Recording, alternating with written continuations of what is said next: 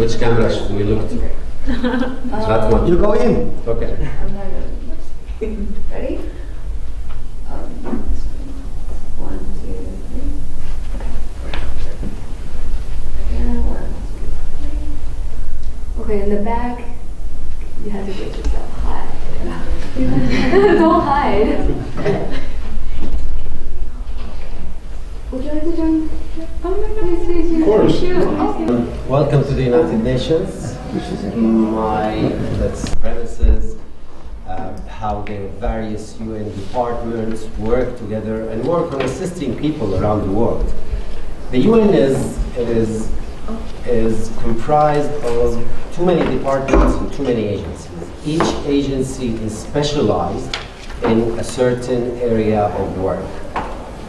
You have the political arms of the United Nations, which is the Security Council and the General Assembly. Basically, it's the member states that are members in those organs. And you have the Secretariat, where we're based right now, but also we have specialized agencies and affiliated agencies with the UN. The World Food Program, WFP, World Health Organization, UNICEF, the Children's Fund, and my own organization, UNHCR, which we deal with refugee crises around the world. Now, zooming in on the refugee crisis, we right now, in fact, we are dealing with the worst refugee crisis ever in our generation. We have never, ever had a number of refugees that is so high around the world as we have today, since World War II, which tells you basically that our generation is dealing with the biggest global displacement crisis around the world since World War II. The world has never seen numbers like this. As we speak right now, there are more than 66 million people around the globe displaced, be it inside their countries or as refugees to other countries, i.e. they have crossed the border. And the majority of them, more than half of them, are, in fact, more than 70% of them are women and children. So why do we have such a high number of refugees and displaced around the world? It's simply for two main reasons. First, the international community is unable to solve wars and conflicts that have been ongoing throughout the world for the last tens and tens of years. So old crises are not dying. We still have the Somalia war that is since 20 or 30 years producing displacement every day. And the country is still in turmoil as we speak. We still have Afghanistan that since the 80s producing displacement inside the country and to neighboring countries and beyond. And the war and conflict in Afghanistan was never ever solved since 20, 30 years.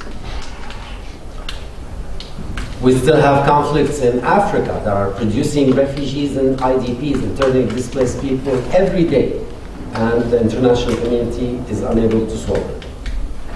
So that's the first reason.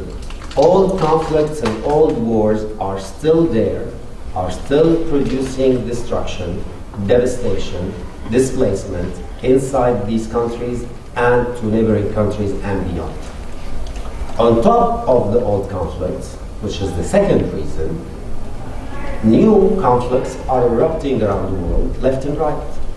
And equally, the international community is neither able to solve old wars, nor able to prevent new ones from happening. In the last several years, we've seen the Syria war that generated the largest displacement from one country in our history. We have right now Yemen, as we speak, major displacement inside the country is happening, and many Yemeni refugees are actually fleeing to the Horn of Africa, to Somalia, the very same country where was producing refugees to Yemen. We have conflicts that are erupting newly in South Sudan, a country that we realized that after a peace agreement, we all thought that the country will be prosperous and it will be the newest nation to the United Nations and to the world's community. It slided again in a matter of 2 or 3 years into another bloody civil war and another huge displacement. More than 1.5 million to 2 million South Sudanese refugees have fled in the last 2 years to neighboring countries. We have the latest refugee crisis in the world, which is Myanmar crisis, Rohingya refugees. More than 600,000 refugees fled since August. We're not even talking about a year, we're talking about 3 months. 600,000 refugees fled to Bangladesh, on top of the already 400,000 refugees from Myanmar who were in Bangladesh since years. So really, 2 main reasons if you want to understand why we are dealing with such a massive number of displacement around the world. Old wars are not dying, and the international community, unfortunately, is unable to solve it. Nor the international community is able to prevent new wars from happening. On top of the old wars, we have new conflicts erupting left and right, and governments and militia starting civil wars and international wars here and there, and nobody is stopping them.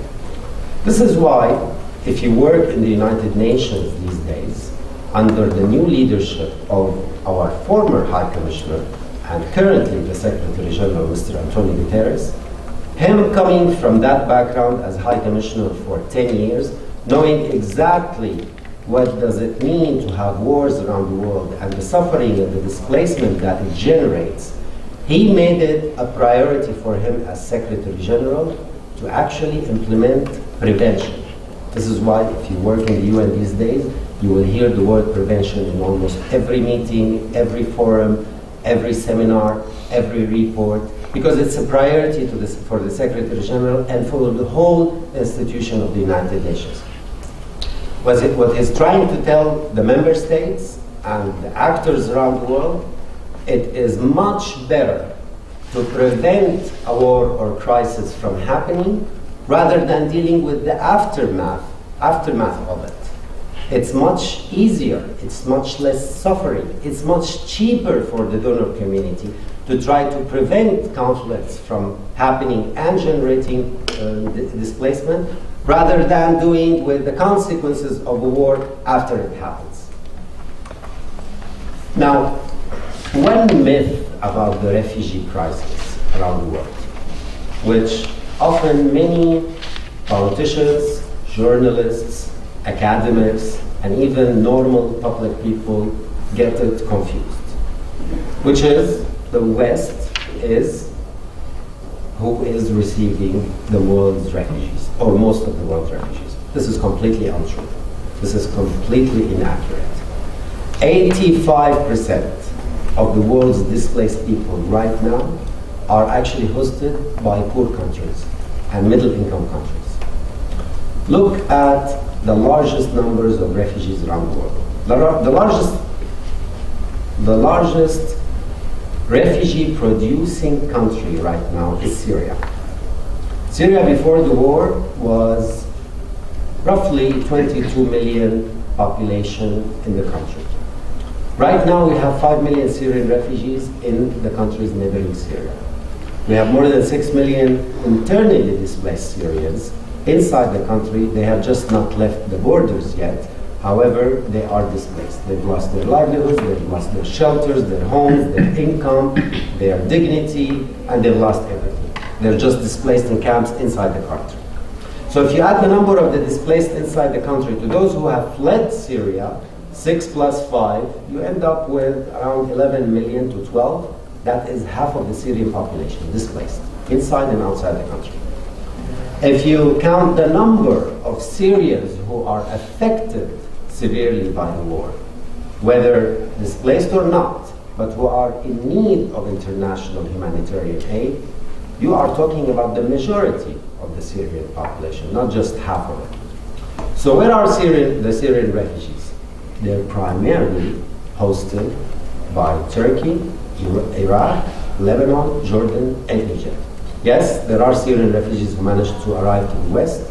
There are Syrian refugees who managed to get their way into Europe or the States or Canada or even Australia. We have Syrian refugees all over the world. But the vast majority of the Syrian refugees are actually hosted by the countries neighboring to Syria. The vast majority of Afghan refugees are hosted by Pakistan and Iran. The vast majority of South Sudanese refugees, millions of them, are hosted by countries neighboring South Sudan, Uganda, Tanzania, and elsewhere. The vast majority of Somali refugees are hosted by the neighboring countries, Ethiopia, Djibouti, and even Yemen. Even as we speak, Yemen still receives refugees from Somalia, despite the fact that Yemen itself is a poor country that is going through famine, civil war, and everything else. So yes, we do have refugees who have managed to reach Europe on their own by boats. And yes, we do have refugees who actually managed to reach the West. But they're only 15% of the world's displaced. So what you often hear in the media, that the West is basically having the burden of the refugee crisis, is actually not true. The burden of this refugee crisis is mostly on the countries neighboring the countries with conflict, and mostly they are poor to middle income countries. Take Lebanon, for example. It's not a rich country, yet it's not poor, but it's a middle income country in the classification of the World Bank. But that country, that tiny little country of 5 million people, saw its population increasing with 25% in a matter of 2 to 3 years, because they've received more than 1 million Syrian refugees in a matter of 2 to 3 years. Imagine a country that witnesses or goes through a population increase of more than 25% in 2 years. Imagine the burden that this country will face in terms of providing shelter, providing schooling to refugee kids, providing health facilities to these millions of refugees. If you apply the same scale of Lebanon, 1 of every 5 persons in Lebanon is actually a Syrian refugee.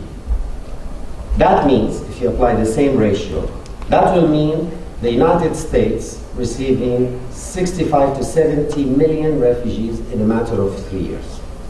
Or the state of New York, where we are right now, receiving 8 million refugees in 2 years. Imagine the scale. This is the scale of what some of these poor or middle income countries are going through. Please, if anybody has a question, please interject and let's have a discussion rather than just me talking. Please raise your hand. And I have a question. Please. So I know you just mentioned that the Western countries are not really receiving most of the refugees, but how about when I hear things in the news where they speak about England or Great Britain and France and a lot of these African refugees extending over to Europe, and how the war in Syria has backfired on them? I mean, where does that data come from? Yes. How accurate is that? That's very true, and indeed Europe did receive 1 million refugees in 2015 and continues to receive hundreds of thousands in 2017, and Europe has always been receiving refugees. But I'm talking about the percentage. Yes, Europe in 2015 saw the biggest refugee crisis on its territory. 1 million people crossed the Mediterranean into Europe through northern Africa to Italy or Malta, or primarily through Turkey to Greece. But what is 1 million out of 65? I'm not saying the West is not receiving, they do receive refugees, but I'm saying it's a myth that the West is receiving or basically handling the burden of the world's most displaced people. It's the poor and middle income countries. And this is why we call on the donor community and the West world to basically share that burden, either by receiving more refugees legally on resettlement, arriving by planes, not by boats, or by funding the international humanitarian operations which we mount in the countries receiving refugees, in the poor countries. That's what we call some burden sharing. While, to be honest, we've had significant levels of funding in the last years. We've received funds and donations from the donor community that unprecedented, historical in terms of numbers. But unfortunately, that is less than what is enough for us to actually be able to implement the humanitarian operations. Because we have such a significant high number of refugees around the world, 65 million, our limits are stretched to the maximum. Take the Syria situation for an example. What we call the Syria situation is the situation inside Syria plus the 5 neighboring countries. This is what we call the Syria refugee and displacement situation. We in UNHCR, we budgeted for, at the beginning of the year, we put down a plan and a budget that we designed with the neighboring countries. And we said we and the whole international community need roughly between $5 to $6 billion in 1 year in order to respond to the crisis of Syria, inside Syria, and the crisis of refugees in the neighboring countries. We did receive at the end of the year significant amounts of money, more than $2.5 billion, which is historic in our records, but that amounted less than 50% of what we actually needed. So because of the problem is so huge, because basically we are dealing with the biggest refugee crisis in our history, funding is not enough. That's why we called on untraditional ways of dealing with displacement. Not just providing a tent or a camp here and there, or $100 for a refugee vulnerable family a month. We called on providing untraditional ways of solving this refugee crisis. And I'll get to your question in a second, but I want to stress on one important thing here. Every conflict and every war around the world, you cannot solve it with providing humanitarian aid. Humanitarian intervention and providing humanitarian aid will not end conflicts. Conflicts always end with political solution. Wars always end with a political solution that actually stabilizes the country. Humanitarian aid is just easing the suffering of the consequences of these conflicts while in displacement. All what we do, despite everything what we do and all the fundings we receive and all the traditional and non-traditional methods of assistance we deploy, all what we're doing is alleviating the sufferings of the displaced people while they're displaced, providing them shelter while they are in the asylum country, trying to put the refugee children in schools and in education so that while in displacement they receive education and do not end up being a lost generation, trying to provide basic services, and I stress basic life-saving services to refugee families, refugee kids, refugee women, and vulnerable refugees. We cannot solve wars. We as UNHCR, we don't have armies, we don't have weapons. Our mission is purely humanitarian. It is the international community and the political organs of the United Nations that are entrusted by the United Nations Charter to maintain peace and security. Which organ of the United Nations is tasked with this? Anybody knows? Which body of the UN, by the Charter of the UN, is actually responsible for maintaining peace and security? Security Council. And who are the members of the Security Council? The five are the five, but you have other 10 members. But who are they at the end of the day? It's member states, it's governments. UNHCR is not a member of the Security Council. UN agencies are not members of the General Assembly. It is the member states. So unless these member states agree on maintaining peace and security or solving a conflict somewhere around the world, the Security Council will fail in meeting its obligations. What I'm trying to explain to you is to differentiate between the humanitarian arms of the United Nations and the political organs of the United Nations. Everything we do, not just UNHCR, all the humanitarian international community, be it the UN agencies, be it the NGOs, international or local, what we do is provide humanitarian aid while in displacement, during the conflict, while people are in need of basic services. But the political solution eventually is not in our hands. Political solution is in the hands of the political organs of the UN, which means it's in the hands of the member states in the UN. If it was up to us, to UNHCR, we would have solved all the crises all over the world long time ago. But unfortunately, it's not up to us. And this is also a very confusing idea that many people actually do not understand. They tend to blame the United Nations for failing to solve the world's problems. Well, the United Nations provide assistance to millions around the world, displaced or not, but without which many, many people in the world would have been much worse off. World Food Program feeds millions and hundreds of millions of people around the world every day, be it the displaced, be it the hungry people inside their countries in remote areas. WHO provides essential health services to all people around the world. UNHCR deals with millions of displaced people around the world. UNICEF tries to work with governments to make sure that children receive good education and good immunization services and others. So the UN, when it comes to providing humanitarian assistance and development assistance, the UN provides essential services around the world.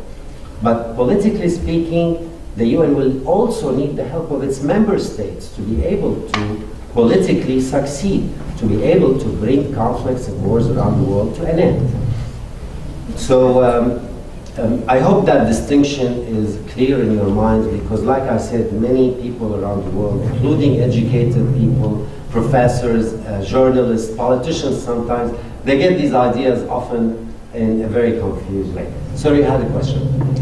Yes, you spoke about humanitarian aid, and that's what UNHCR really deals with and everything.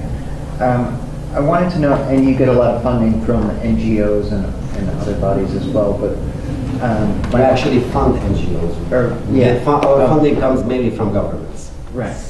So I guess my question is, because there is a lot of these refugee crises, they have a lot of effect on local economies. Like if you go to Turkey and everything, their unemployment rate skyrocketed because there's so many Syrian refugees. Aside from the humanitarian aid, what and who would fund the aid for the development of those countries that are having a problem with development themselves? Very good question, because it actually speaks to what our new approach of providing aid. Often throughout the last decades, the humanitarian arms of the international community, and that's not just the UN, we have so many humanitarian NGOs all over the world, locals and internationals. Yeah. And the development arms of the international community were not really working together. It used to be like two separate tracks, two tracks working on different sets of objectives.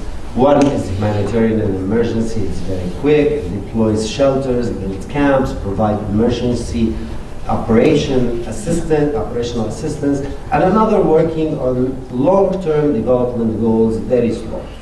It's like a sprinter and a runner in a way. But right now, what we realize in the recent conflicts around the world, including the Syria situation, is that the two tracks are inevitably interlinked. When we took Lebanon, again, as an example country, when Lebanon receives 1 million refugees, 25% of its population, on top of its population, in a matter of 2 years. Yes, it creates an immediate emergency needs on the ground that need to be met immediately. But at the same time, when the conflict with this 1 million refugees stay on for 2, 3, 5 years, that change of demography will inevitably affect Lebanon's long development plans, 50-year plan or 10th-year plan.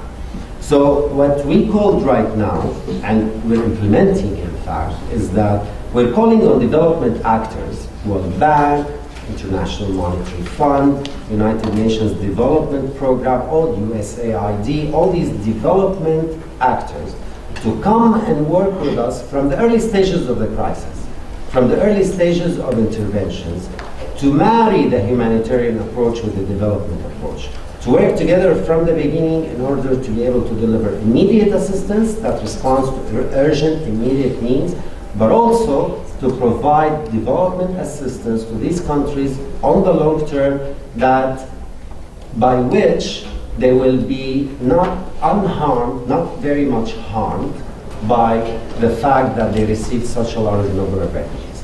We're applying this in Lebanon, we're applying this in Uganda, which is a very poor country receiving millions, tens of thousands every day of South Sudanese refugees cross into Uganda.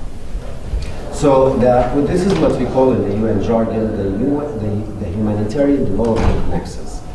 And we managed actually to be very successful as first baby steps in this approach. One thing linked to this topic is that when we provide assistance, we don't only assist the refugees. We have a basic principle in our way of work, which is called the community-based approach. We provide the refugees with assistance, and we assist the communities receiving them, the nationals of the country that are receiving them.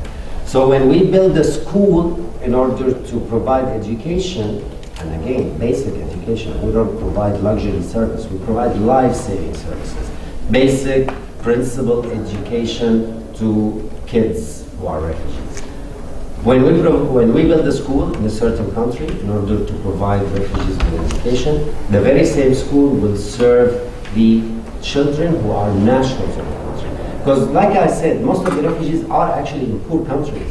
So the nationals of those countries, they themselves need assistance. And the last thing you want is to treat a refugee in a certain country better than the national of that country is treated. Then it will create frictions between refugees and the host community. It will create tension and troubles.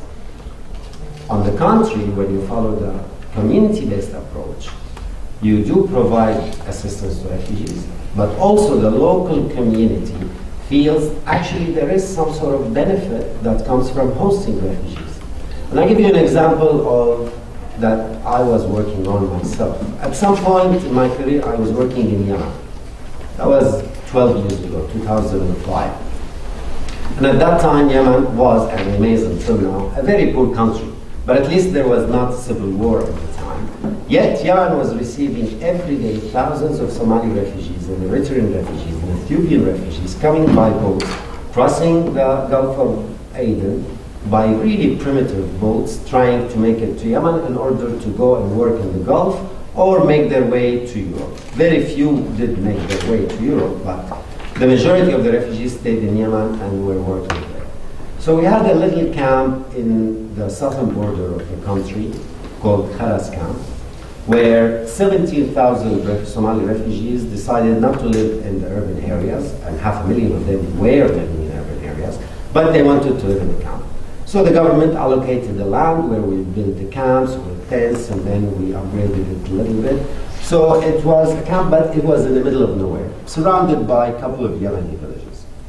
We talked to the refugees when we asked them what do they need. We don't impose assistance on them because we always want to assist them with things that they want and they feel comfortable. So I was on mission to that camp, and me and my colleagues were talking to the refugee leaders, and we said, what is it that you need in this camp, other than basically the basic services, other than the food every day? They said, we are in need of two things, mainly. Primarily electricity, because it's a desert area, and they wanted the camp to be enlightened in order to be safe for refugee kids and girls to walk at night in the camp. And they wanted schools in the camp to educate their children, which is also very basic human rights. So we said, fine. We brought generators that provided the camp with electricity, and we built schools that provided that, and we hired teachers from the Somali refugees themselves to provide education. And then me and my colleagues went ahead and visited the surrounding Yemeni villages. And we talked to these Yemenis and their tribal leaders themselves. And we realized very quickly, in a matter of hours, that these Yemeni villages themselves, they don't have electricity and they don't have schooling or schools to provide their kids with education. So providing Somali refugees in Yemen, in that camp, with electricity and schools would have meant that they would be treated better off than the nationals of the country themselves, who are very much in need of electricity and schooling. And of course, we applied the community-based approach immediately. We invited the villages to put their kids in the camp schools, and we supplied these villages with electricity from the generators within the camp. And that created very good faith between the refugee population and the host community.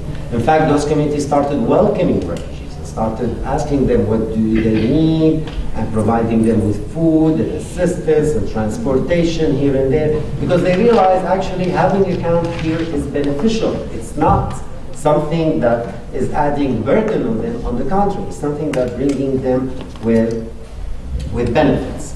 So it goes back to the development and assistance. We always provide assistance to the refugee community and to the host community.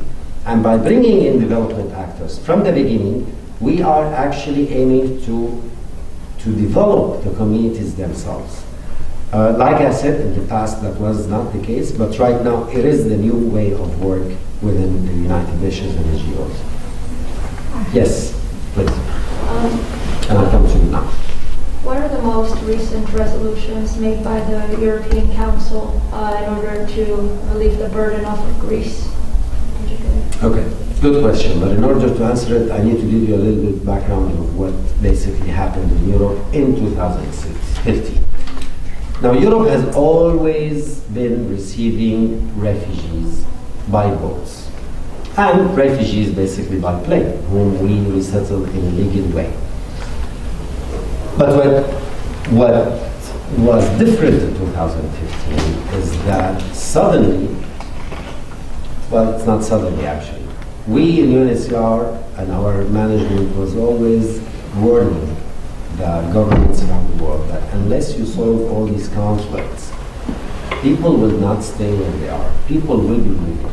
Unless you solve the Syria situation, Syrians will not stay in Syria. Syrians actually will not even stay in the neighboring countries because they're not being even provided with basic service assistance. Like I said, 50% of our budget was only funded.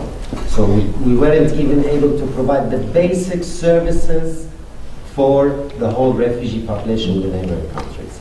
Same in Afghanistan, same in Somalia, same in other places in the world. So refugees in 2015, what changed the rules of the game, is that they decided to take initiative in their own hands. They looked back at their countries and they saw there's no possibility of any return anytime soon because wars were still happening. They looked at their situation in the countries of asylum. They saw themselves poor, losing their kids, lack of education for the children, and not even receiving the basic life-saving assistance. So they said it's not about living off for a month or two. It's about providing future for them and their families and the future generations.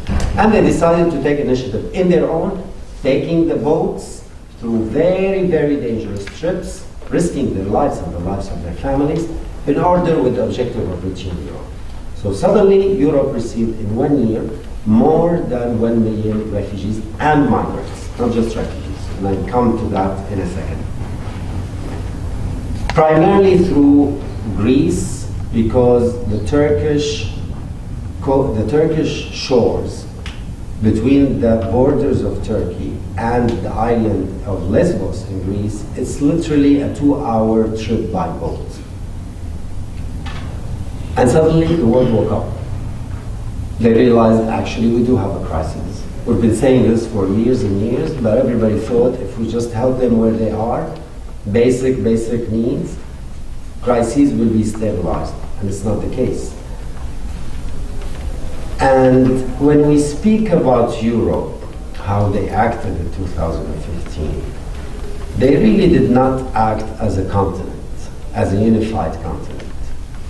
They failed big time in meeting their commitments as a continent. Each country responded to the crisis differently, in a different way, according to its internal politics, according to the positions of the ruling parties in those countries, and according to different positions that basically necessitated different responses. You had countries in Europe that have welcomed refugees with open arms. Greece allowed these refugees, all of them, to come and pass. Germany receiving more than 700 to 1 million refugees with open arms. Sweden giving every refugee that arrived into Sweden, if he or she was a Syrian refugee, humanitarian residencies, full-fledged refugee status, and provide them with education and life-saving assistance and shelter and health and elsewhere. And you had countries, I'm not going to name them, probably you know them already, that have closed their borders, built walls, and even used live bullets and tear gas on their borders to prevent refugees from crossing. I'm sorry, but do you mind naming them? I will ask you if you've heard of them or not. I'll name them, but I want to know whether actually you followed these events or not. I just heard Poland has been pretty cold recently. Yeah, but there are countries that were way ahead of Poland in opposing refugees. Hungary. Don't you remember the photo, the famous photo of the journalist stripping a Syrian refugee? That happened basically on the borders of Hungary, where police were deployed to the border. Macedonia deployed the army to its border. Hungary right now issued a law that says every asylum seeker in the country has to be detained in prison until her or his asylum application is heard. Which means if a refugee mother with 2 babies arrive at the border, forget about the males, I'm talking about the vulnerable refugees, she will be in prison until her asylum application is heard, which may take years. And that we are totally against, because asylum seekers are not criminals. You can detain an asylum seeker only when there are serious reasons to justify that detention. If there are serious reasons that makes the authorities of the country of asylum actually think he or she may be posing a security threat, maybe possible affiliation with extreme groups or with ISIS, but you can't just round up everybody. Most of the refugees are not terrorists. Most of the refugees are fleeing from the very same terrorists that exist in those countries. So different countries reacted differently. And what that meant is that pretty much the southern countries in Europe received the bulk of the refugees, and the northern countries in Europe, with the exception of Sweden and Germany that took a very, very humanitarian approach, received very few refugees, and that's not fair. We worked with the European Council at the time, and we came up with a fair plan where we said Greece can receive most of the refugees, and you need to assist Greece in order to receive them, register them, process them, vet them in a proper professional manner. But Greece should not be the only the only country in Europe that shoulders this burden of refugees. They need to be distributed across Europe, because Europe is a rich continent, is a continent that can absorb refugees, has a history of receiving refugees, and that distribution system takes place according to each country's economic power, ability to absorb refugees, and population, and certain milestones and benchmarking criteria. The European Council endorsed that plan, but unfortunately it was never fully implemented.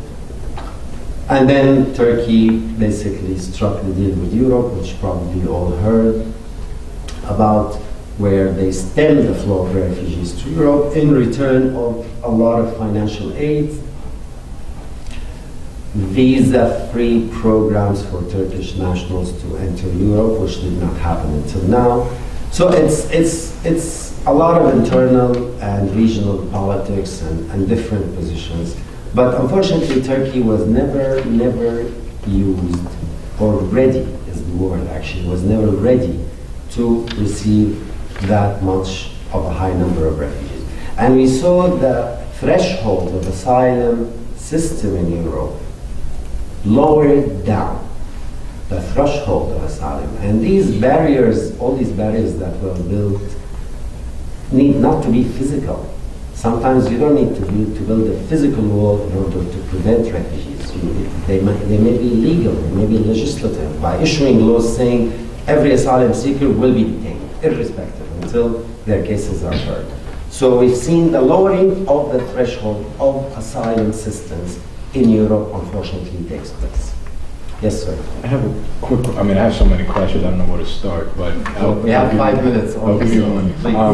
Is That's there, the most important one. okay, is there, Sorry, I forgot to. oh, I mean, you can go, I don't mind. You can. I'd like to ask about Venezuela, because although there is no conflict or no war, it's a refugee crisis as important, coming from Brazil, as important as the Rohingya crisis in Myanmar. We have more than 100 Venezuelans fleeing to Colombia. 100,000. Yeah, 100,000 Venezuelans fleeing to Colombia and Brazil, and we haven't heard of any kind of humanitarian aid in Venezuela. And also, in Brazil, we have a population of 20 million unemployed, and how can we absorb these people and try to find a settlement for them and jobs? Yes, absolutely. And this, you've outlined basically the problem that exists in Brazil, but also exists in every refugee receiving country. It's the same problem in Lebanon, it's the same problem in Uganda, it's the same problem in the countries neighboring Afghanistan, Pakistan. Pakistan received more than 1 million of Afghan refugees. And Pakistan is already a poor country and already suffering from unemployment. Same in the countries neighboring Syria. Same in Bangladesh, where they've received more than 6,000 Rohingya refugees in a matter of 2 months, and they already had another 400,000. Same in almost every refugee crisis around the world. And this is what we say. We, of course, we work with governments, so we're working in Brazil, we're working elsewhere, but our hands are tied as well. We survive and purely on donations, almost entirely from governments, and a little bit of our budget comes from the private sector. But without the funding we need, we won't be able to work with these governments. We won't be able to provide the needs for all refugees. And frankly speaking, even with the funding, again, we're only treating a patient of cancer by giving him or her an aspirin pill. We're just trying to reduce the pain. We're not even treating the cancer. You need a surgery to treat the cancer. So without a political solution, all these conflicts will never end. In fact, they will continue to generate displacement and suffering around the world. So yeah, it's a bleak situation. And this is what I started my presentation with. It is the worst times of our generation. We are actually, our generation is facing the worst refugee crisis in more than 60 years. Since World War II, we have not had numbers as high as this. And guess what? The indications is even the numbers are going higher, because we see more and more conflicts erupting left and right around the world, and less solutions are reached. Political solutions that ends conflicts and suffering around the world. Yes, please. Yeah, and that's where my question kind of stems from.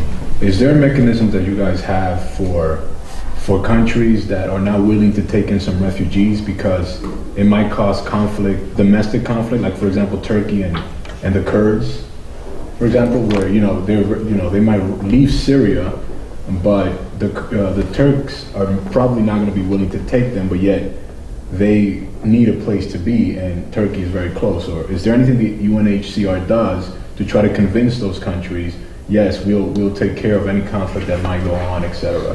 Well, your question has two parts. The first is that Turkey actually does receive refugees. In fact, it is the country receiving the largest number of refugees. In terms of the Kurds. Yeah, but the Kurds, there are no Kurdish refugees per se right now. Well, there are, but they're not large numbers. They're nowhere near the big numbers we have for Iraqis, Syrians, or otherwise.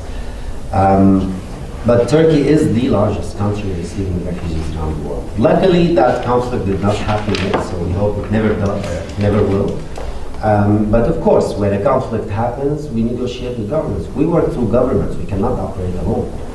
We won't be operating in a certain country if it wasn't for the agreement of the government, unless we're mandated by the UN Security Council to go and work, despite the government's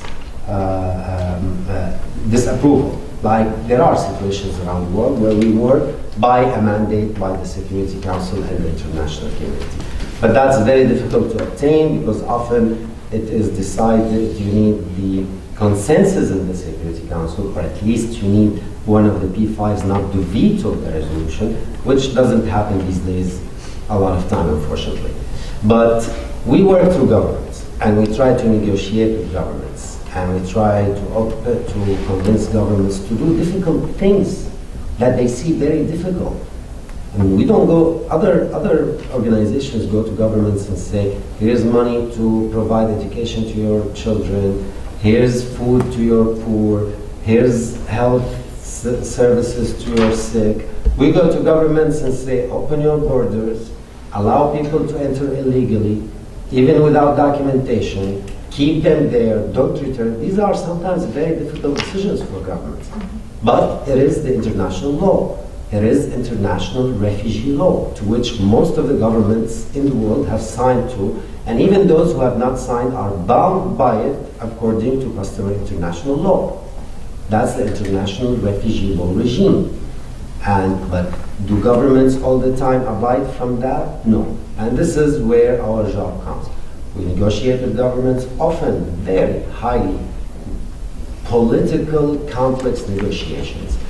And with all officials, be it the Minister of Foreign Affairs or the heads of state, or be it a junior officer in UNHCR trying to negotiate with a very low-level police or border officer on the border to allow 50 refugees to enter. This is what we do. Sometimes governments do comply, sometimes they don't. We have our ways and means to try to convince them. We often prefer negotiations in closed rooms, behind closed doors. And sometimes we do, when it's the last resort, we do blast governments publicly and issue press releases saying government E or X is in violation of international refugee law. Okay. But we only prefer to do that only when all measures have been exhausted. But at the end of the day, we don't have power, nor an army, nor a mandate to force governments to do what they want. Again, it is the Security Council and the General Assembly. So most of the times we're successful, I have to say. But sometimes we reach a deadlock with governments and we elevate things further. Sometimes we ask for the offices of the Secretary General to try to convince these governments. It's a very complex process that I cannot explain in an hour or two, because each situation is different than the other. But of course, we do a lot of political negotiations in order to deliver humanitarian assistance. Our mission is not political. Our mission eventually is to provide humanitarian assistance to the needy people. We are on no side in any conflict. We're only on the side of the refugees and displaced.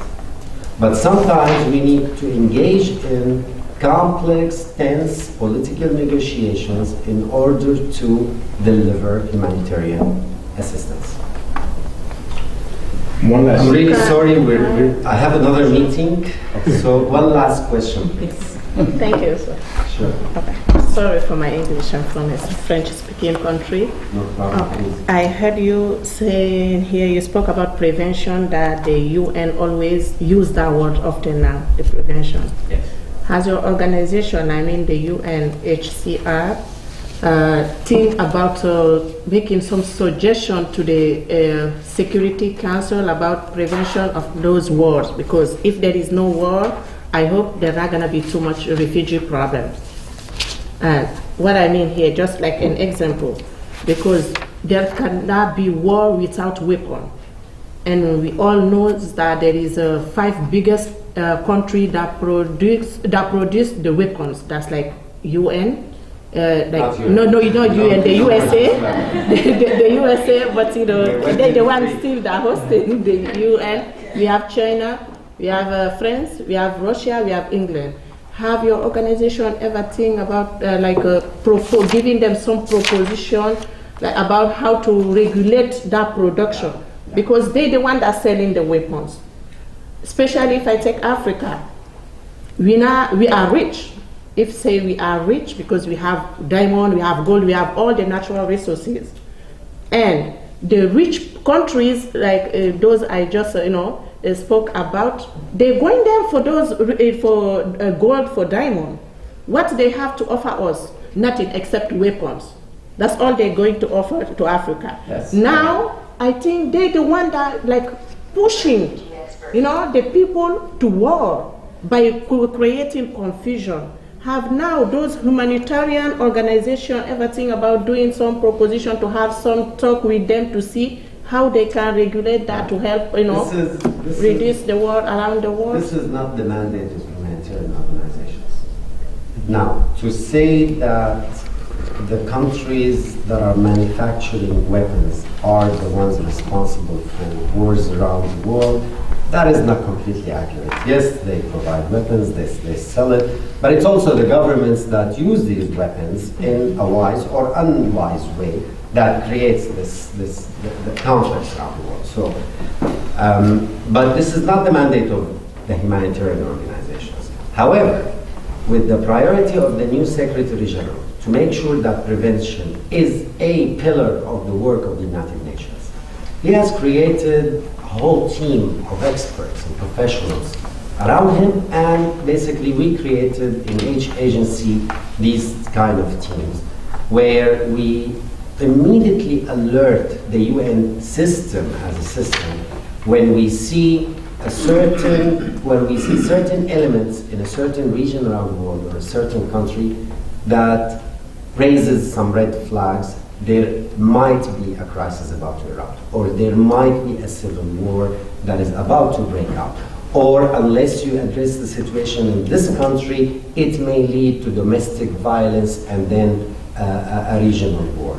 And we try to deploy mediation, we try to talk to concerned member states, we try to talk to the Security Council and General Assembly to deploy basically wise powers in order to prevent that conflict from happening before it happens.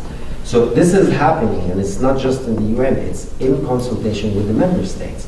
The UN cannot operate alone. The UN is not an organization above governments or above states. The UN is an organization intrastate. It's the members of the United Nations that are equally responsible to the success of the mission of the United Nations. The Secretary General is the head of the UN, and he himself said at times, he is at times a secretary and at times a general. It's not, but he cannot, nor his organization cannot operate alone, because it is the forum where all the governments and member states around the world come and try to agree or disagree on the world's issues. So the UN can be a catalyst. The Secretary General can be a catalyst to achieving world peace, but he cannot do it alone. He needs the member states to be with him on the same line. But definitely prevention is a priority, and we are having our eyes and monitoring the situation in so many areas around the world with a view to try to intervene before a conflict happens. But again, we cannot succeed alone in this. Mr. Chair, I'm sorry, this is not a question, this is just to close things off. So, in case you're not aware, this was an event put together by our Vice President. This is the Mahdi United Nations Club. That's Yang Cheng, if you can please stand up, Yang, so he can see you. Please do so. I see. Okay, all right. So, if you don't mind, at the end now, if you can, we can take a picture with you, and definitely with our board afterwards. 2 pictures. And one last thing, this is the Mahdi United Nations class members and club here in this room. And if you can give maybe a 1-minute last summary on the country that they're going to represent for the Mahdi United Nations conference next semester, which is Belarus. Belarus. If there's anything that you might feel that it's important for them to be aware of in terms of humanitarian issues for that, give them some information and then we can close the I'm door. really sorry, I did not prepare myself on Belarus. It was in a very small country, by the way. But I don't have anything specific in Belarus. But definitely, I mean, it is, I think what would be best for you if you go out after this presentation is that you carry with you these ideas, basically. That refugees are just normal human beings. They're not terrorists. They're fleeing from terrorism. They're not poor people. Many of the refugees actually have high degrees in education degrees and even have so much wealth and money. They just found themselves for no reason of their own in a very difficult situation. They're just normal human beings going through very abnormal times. Anybody can become a refugee, by the way. And history has proven that. And we have so many examples of refugees when they are given the chance to integrate and excel, they become leaders in their new countries. Einstein was a refugee. Madeleine Albright in this country came as a refugee from Europe. Many of the people, the world's talented people were refugees at some point. So if you go with that idea, talk to your professors, talk to your community, talk to your family members, talk to your politicians in your countries, and try to convince them that they accept the fact that refugees are in need of international protection and refugees can actually enrich societies. They don't harm societies. And I've given a presentation once to really very nice group of Japanese girls who are even high school students. They weren't even at university. And it's just one of the presentations that I gave them. Frankly speaking, I forgot about it after a couple of weeks. But then, after a month or two, I received a letter from them, and they're high school students, I remind you. They have gotten so much convinced to help refugees to the extent they went back to Japan, to Tokyo. They wrote a letter to their prime minister, and these are 12, 13, 14 little girls.